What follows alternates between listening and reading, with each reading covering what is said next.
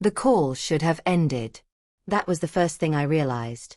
Not the words, not the tone, not even the sudden stillness in my chest, but the simple fact that the call should have ended. I was holding my phone loosely in my hand, the screen dimmed, my thumb hovering near the red button, when I heard movement on the other side. Chairs scraping. A sigh. Someone laughing softly, like people do when they think they are finally alone. I had called my son to ask a small question. A harmless question. The kind mothers ask without thinking, without planning, without armor. Beta, did you check the hospital bill? They said I need to confirm by Friday. He had sounded distracted. Not angry. Not cold. Just rushed. Yeah, Mom. I'll call you back, he said. I smiled, even though he couldn't see it. Okay. Don't forget. I won't. The line went quiet. Not disconnected. Not ended. Just quiet. I didn't notice at first. I was already lowering the phone, already shifting in my chair, already reaching for my tea. Then I heard his voice again. Farther away now, unfiltered, unguarded. God, she's still asking about bills. Someone else responded. A woman. His wife. I know. It's exhausting. I froze. Not dramatically. Not with shaking hands or racing breath. I froze the way old furniture freezes in winter. Stiff, silent, absorbing cold slowly. I mean, my son continued, his voice casual, almost bored. She's becoming a burden. We need her gone. Gone. The word didn't hit me like a slap. It landed like weight. My fingers tightened around the phone. My tea went untouched. I stared at the wall across from me. The same wall I had painted 25 years ago, when he was still small enough to sit on my shoulders and smear blue paint into my hair. We can't keep doing this, his wife said. The appointments. The money. The space. It's not fair to us. I know, he replied. We need a plan. Maybe the old age home. Or, I don't know. Somewhere. Somewhere. Like I was an object misplaced. Like I was furniture blocking a doorway. I waited for my name. It didn't come. That hurt more than if it had.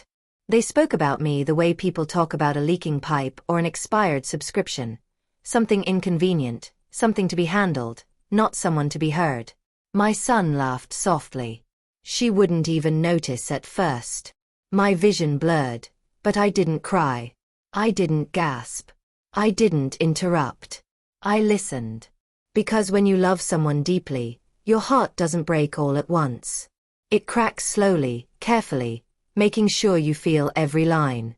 I remembered the night he had a fever so high the doctor said to prepare for the worst.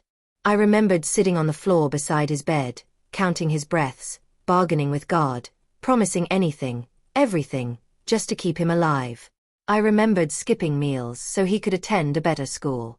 Selling my jewelry quietly, one piece at a time, so he would never feel less than his classmates. I remembered him calling me his best friend. The call was still live. They were still talking. I'll handle it, my son said. She trusts me. That was the moment something inside me shifted. Not shattered. Shifted. Trust. Yes. I had trusted him. Completely. Blindly. The way only a mother can. I had trusted that love, once given, was never questioned. That sacrifice, once made, was never tallied. I had trusted wrong. My heart did not scream. It closed. I ended the call quietly. No confrontation. No tears. No shaky, did you mean that? I simply pressed the red button and sat there, listening to the sound of my own breathing, unfamiliar and shallow. The house around me was too quiet. The clock ticked loudly. The refrigerator hummed. Somewhere outside, children were playing, their laughter drifting through the open window like a reminder of a world that had not just collapsed. I looked at my hands. Old hands. Hands that had cooked, cleaned, healed, held, and protected. Hands my son had once clung to in fear. Hands he now wanted gone. I stood up slowly and walked to my bedroom. The mirror caught my reflection, and for a moment, I didn't recognize the woman staring back. She looked tired. Not weak. Not broken. Just tired of being invisible. I sat on the edge of the bed and thought of all the times I had stayed quiet to keep peace. All the times I had ignored sharp words, delayed visits, forgotten birthdays, unanswered calls. They're busy, I had told myself. Children grow up. I shouldn't complain. I had swallowed neglect and called it love. But this was not neglect. This was erasure. I opened my drawer and took out a small notebook, the one I used for passwords, reminders, lists no one else cared about. I flipped to a blank page. For the first time in years, I wrote something just for myself. Not a reminder. Not an apology. A decision.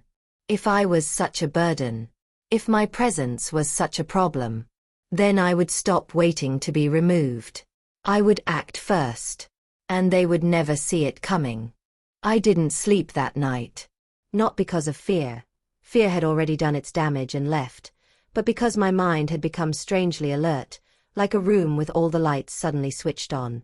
I lay on my back staring at the ceiling fan, watching its shadow rotate slowly, rhythmically, as if it were counting time for me. Time I had wasted. Time I still had. At some point near dawn, I sat up. My body ached the way it always did now. Knees stiff, lower back protesting, but the ache felt different. Purpose has a way of numbing pain. I wrapped my shawl around my shoulders and walked into the kitchen. This kitchen had been my battlefield and my sanctuary for decades. Every corner held a memory. Burn marks from the first time I cooked alone after my husband died. A chipped tile from the night my son kicked a football inside the house and broke it, then cried harder than I did when I scolded him. The cabinet where I hid sweets so he would think they were magical refills. I boiled water for tea and realized something unsettling. No one would notice if I stopped doing this. No one would miss the sound of cups clinking at dawn. No one would ask why breakfast was late. No one would comment if the house smelled empty. That thought didn't make me sad. It made me clear. After tea, I opened my cupboard and pulled out a box I hadn't touched in years. Inside were documents, old ones, yellowed at the edges, tied together with string like secrets meant to stay buried. Property papers, bank statements, insurance policies, my husband's death certificate, and my will.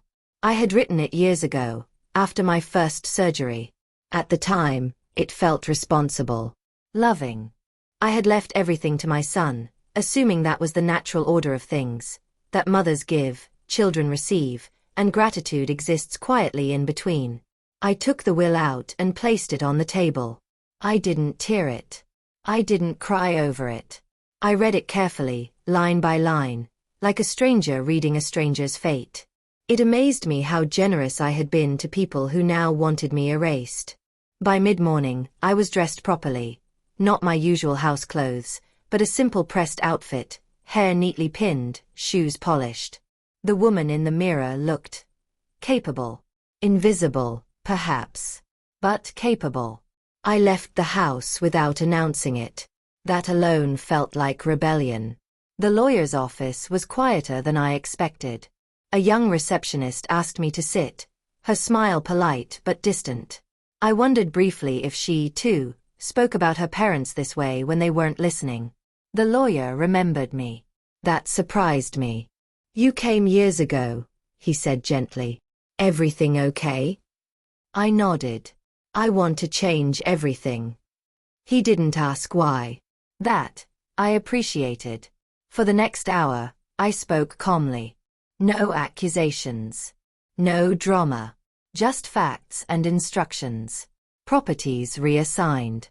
Accounts redirected. A trust created, not for my son, but for something else. Something meaningful. Something that would outlive my usefulness. When the lawyer asked about my family, I paused. "I have a son," I said finally. "Would you like to?" "No," I interrupted softly. "He has everything he needs." The pen scratched across paper. Decisions became permanent. When I stepped outside, the sun felt warmer than it had in years. I didn't go home. Instead, I walked through a nearby park and sat on a bench, watching people pass by. Mothers holding toddlers. Teenagers glued to their phones. Old men feeding birds. I wondered how many of them felt unnecessary. That afternoon, my phone buzzed. My son's name lit up the screen. I didn't answer. It rang again. And again. Then a message arrived. "Mom, where are you? You left the house unlocked." Unlocked. I smiled. For years, I had kept everything locked. Doors, emotions, expectations, to protect everyone else. One unlocked door unsettled him. That told me everything. I returned home before sunset. He was waiting, irritation written plainly across his face. "Why didn't you answer?" he asked. "Not are you okay? Not where were you? Just irritation." "I was busy," I said. He frowned, clearly unsettled by the simplicity of my answer. "With what?" "Living," I replied. He laughed awkwardly, as if unsure whether I was joking. "Mom, don't start." I looked at him then, really looked. The man he had become. Well-dressed, confident, efficient, and empty in ways I had refused to see. "I won't," I said calmly. "I've finished." That night, I packed a single suitcase. Only essentials. Clothes. Documents. A few photographs. I left behind furniture, utensils, decorations, things that belonged more to the house than to me. At the bottom of the suitcase, I placed the notebook. The decision book. The next morning, I cooked breakfast one last time. Set the table. Cleaned the kitchen. The habits of a lifetime don't vanish overnight. My son rushed out late, barely glancing at me. "I'll be late tonight," he said. "Don't wait up." "I won't," I replied. And for once, I meant it. As the door closed behind him, I sat down and wrote a letter. Not an angry one. Not an accusing one. A quiet one. "I heard you. I won't be a burden anymore. You don't need to get rid of me. I'm already gone." I left it on the dining table, beneath the fruit bowl he never touched. Then I picked up my suitcase, walked out of the house, and locked the door behind me. I did not leave forwarding information. I did not explain. Because explanations are gifts. And I was done giving. As the taxi pulled away, I felt something unexpected rise in my chest. Not grief. Relief. For the first time in decades, I was not someone's responsibility, or problem, or burden. I was just a woman moving forward. And somewhere behind me, a live call had ended. But the consequences had only just begun. The city I moved to did not know my name. That was its greatest kindness. The taxi dropped me near a modest guesthouse tucked between a pharmacy and a tailor's shop. Nothing elegant. Nothing pitiful either. Just clean walls, quiet hallways, and a woman at the desk who didn't look at me with expectation. "How long will you be staying?" she asked. "I'm not sure," I replied. She nodded as if uncertainty were normal. As if people arrived all the time carrying questions instead of plans. The room was small but sunlit. A single bed. A desk. A window that overlooked a busy street where life continued without pause or permission. I placed my suitcase down and sat for a long time, listening to the sounds outside. Horns, footsteps, vendors calling out prices. No one here knew I was someone's mother. No one here measured my worth by usefulness. That night, I slept deeply for the first time in weeks. In the morning, I turned off my phone. Not airplane mode. Off. The silence was deliberate. I began slowly. That was important. People who have spent their lives rushing to meet others' needs must relearn how to move at their own pace. I walked. I ate when I was hungry, not when it was convenient. I spoke to strangers who did not interrupt me or look past me while I talked. On the third day, I visited a small community center I had noticed near the guest house. A handwritten sign outside read, "Volunteers welcome." Inside, the air smelled of paper and tea. Children sat at tables doing homework. An elderly man struggled with a form, frustration etched across his face. "Can I help?" I asked him before I realized I was asking myself the same question. He smiled in relief. That afternoon, I stayed longer than I meant to, helping with reading, explaining simple forms, listening to stories that had nowhere else to go. No one called me a burden. No one asked what I could no longer do. They asked what I could do. Days turned into weeks. I found a small apartment nearby. Nothing fancy, one bedroom, a balcony just wide enough for a chair, sunlight that arrived generously every afternoon. I bought a plant. Then another. I cooked for one and learned how different food tastes when it isn't mixed with obligation. Occasionally, the thought of my son surfaced, not sharply anymore, but like a distant ache when weather changes. I wondered when he noticed. I wondered what he said when he found the letter. I didn't check. That was part of acting first. At the community center, they started introducing me as Auntie. Then later by my name. The children ran to me when they saw me arrive. One little girl began waiting every day just to show me her handwriting. "You write beautifully," I told her. She beamed. "I want to write letters like you." I almost laughed. Letters had once broken me. Now they built something new. One afternoon, nearly 2 months after I left, the center coordinator approached me carefully. "Someone came looking for you," she said. My chest tightened, not with fear, but recognition. "Who?" I asked. She hesitated. "A man. Said he was your son." The word felt strange now, like clothing that no longer fit. "What did you tell him?" "That you volunteer here. Nothing else." I nodded. "Thank you." He seemed upset. I smiled faintly. I imagine he would be. That evening as I walked home, I saw him. Standing across the street. Older than I remembered. Tired. Confused. He looked around as if the city itself had betrayed him by not handing me back easily. For a moment, I considered turning away. But I didn't. He saw me.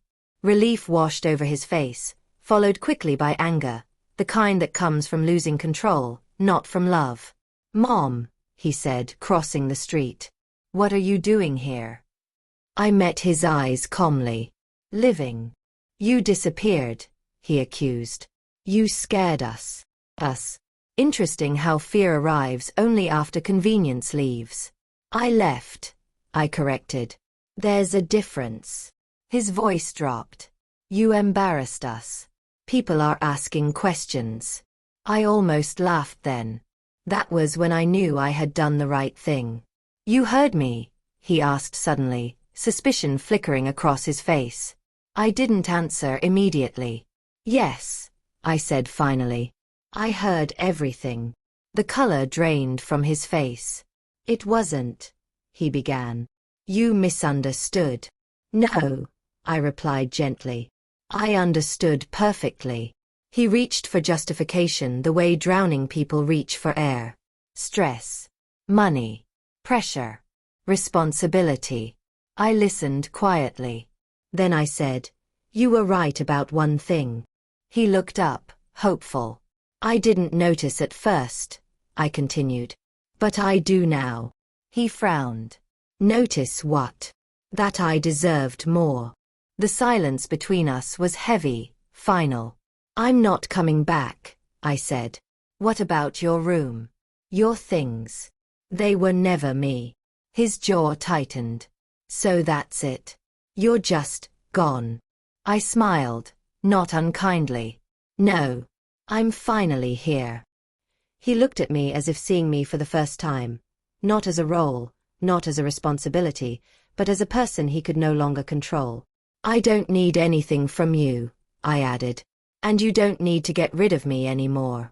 He opened his mouth. I stepped back. "Take care," I said. And I walked away. That night, I sat on my balcony watching the city lights flicker on, one by one. I thought about the call that never ended. About the words that were never meant for me. They had freed me. Sometimes betrayal doesn't destroy you. Sometimes it introduces you to yourself. And I was no longer afraid of what came next. The night after I saw my son, I didn't cry. I waited for it, the delayed collapse, the shaking grief, the ache that was supposed to arrive once the confrontation ended, but it didn't come. Instead, there was a strange stillness inside me, like a lake after a storm has passed and taken all the debris with it. I slept with the balcony door open. The city breathed while I rested. In the days that followed, something unexpected happened. Peace stopped feeling temporary. At the community center, life continued as if nothing dramatic had occurred, because for everyone else, it hadn't.